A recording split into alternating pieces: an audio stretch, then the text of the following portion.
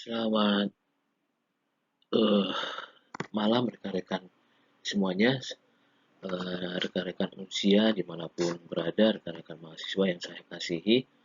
Walaupun kita sebagai mahasiswa tidak bisa tatap muka dan tidak sangat kenal, saya berharap dimanapun rekan-rekan semua pada saat hari ini dalam keadaan sehat, khususnya buat Bapak dosen dan keluarga, kiranya diberikan kesehatan selalu.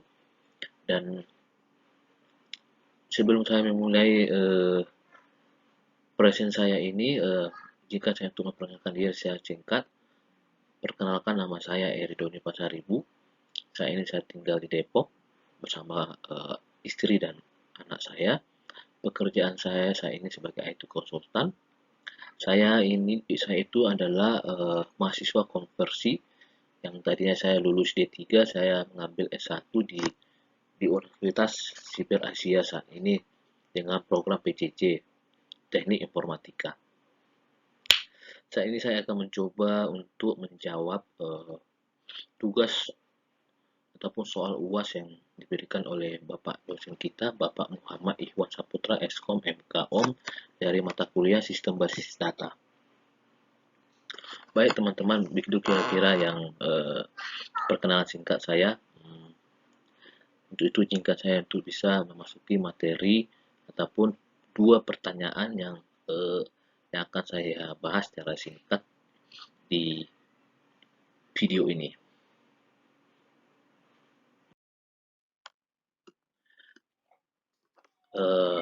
Presentation judul dari ini adalah UAS Sistem Basis Data. Oke, pertanyaan pertama itu adalah studi kasus ERD. Di sini kita disuruh membuat entity relationship diagram dari kasus Quito Universities ya. Nah, ini contoh kasus dari Quito University. Sebenarnya di sini saya tidak banyak membuat penjelasan yang telah diberikan Bapak dosen, apa-apa saja yang akan kita buat di dalam diagram tersebut ya, teman-teman ya. Nah, di sini saya sudah membuat satu diagram yang dimana adalah diagram ini itu adalah relasi satu ke satu teman-teman ya, yang saya buat di sini dari studi kasus ERD. Sebenarnya saya sudah membuat penjelasan pertanyaan jawaban dari di file PDF nanti seperti itu. Nah, di sini kita lihat ada relasi dari satu ke satu yang saya buat. Ada di sini fakultas, jurusan, terus ada dosen. Nah, dosen ini tentunya dia diagram itu ada jenis kelamin, ada nama dosen, tempat tanggal lahir dosen, alamat dosen, nomor telepon dosen. Nah, di tengah-tengah itu ada kita lihat fakultas. Nah, di dalam fakultas itu sendiri ada juga jurusan ya teman-teman ya, jurusan. Nah, jurusannya itu apa? Kode jurusannya apa? Terus alamat jurusannya apa? Seperti itu.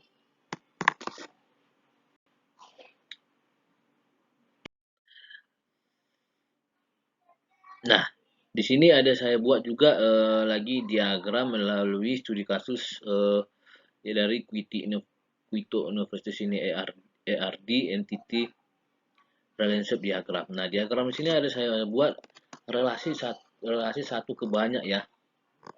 Ada dosen mengajar mata kuliah. Nah, dosen itu apa? Dosen itu masih sama seperti ada tiga relasinya ya.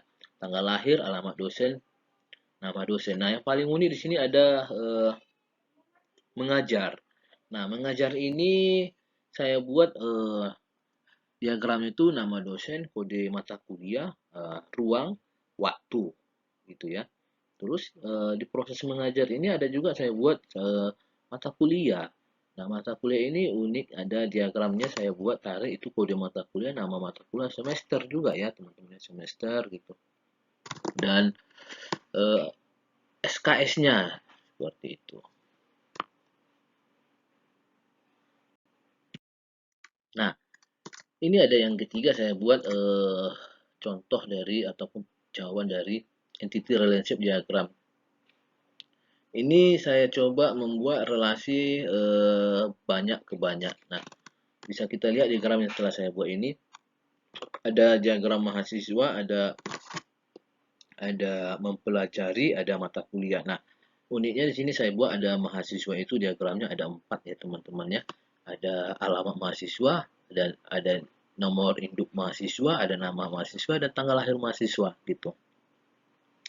Nah, di diagram mempelajaran ini saya juga buat diagram ini mahasiswa kode mata kuliah dan indeks nilai. Terus di mata kuliah satu lagi itu diagramnya itu saya ada buat kode hampir sama ya, nama mata kuliah, semester, sama SKS-nya gitu.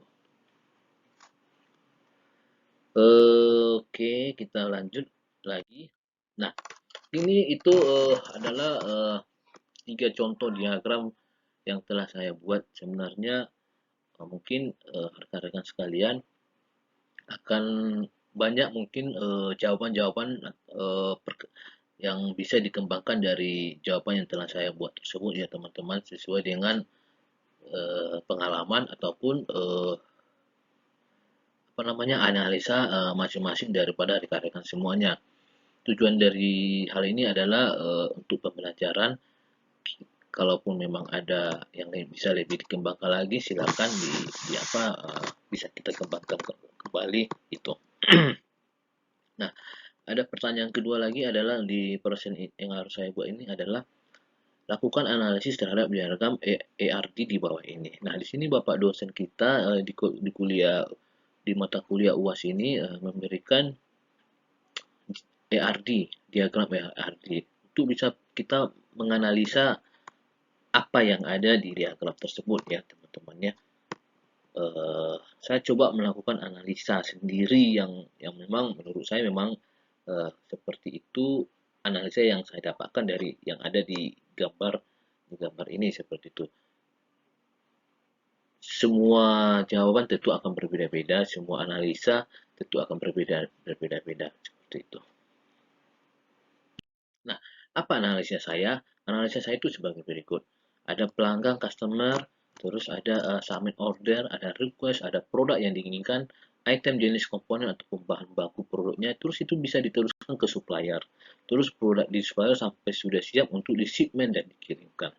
Oke. Nah, berikutnya adalah analisa itu adalah atribut sederhana dari komposit. Atribut bernilai tunggal dan bernilai banyak. Terus atribut tersimpan dan itu turunan juga ya teman-teman ya. Turunan. Ini adalah analisa singkat saya melalui diagram yang diberikan Bapak dosen kita untuk bisa kita analisa. Oke, ini adalah jawaban terakhir saya. Sebelumnya terima kasih.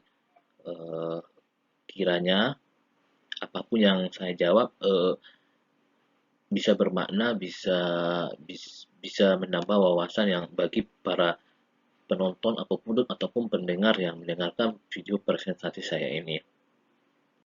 Sebelumnya saya mengucapkan terima kasih kembali kepada Bapak dosen, kiranya beliau bisa sehat selalu bersama keluarga dimanapun berada, dan terima kasih telah memberikan kami tugas ataupun UAS untuk bisa kami kerjakan, yang dimana saya pikir soal tersebut ataupun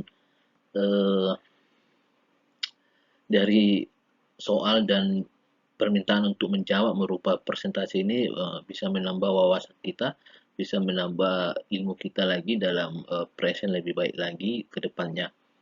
Sebelumnya saya juga mengucapkan mohon maaf jika masih terdapat kesalahan dalam melakukan presentasi, dalam melakukan jawaban di soal UAS yang diberikan Bapak dosen. Terima kasih.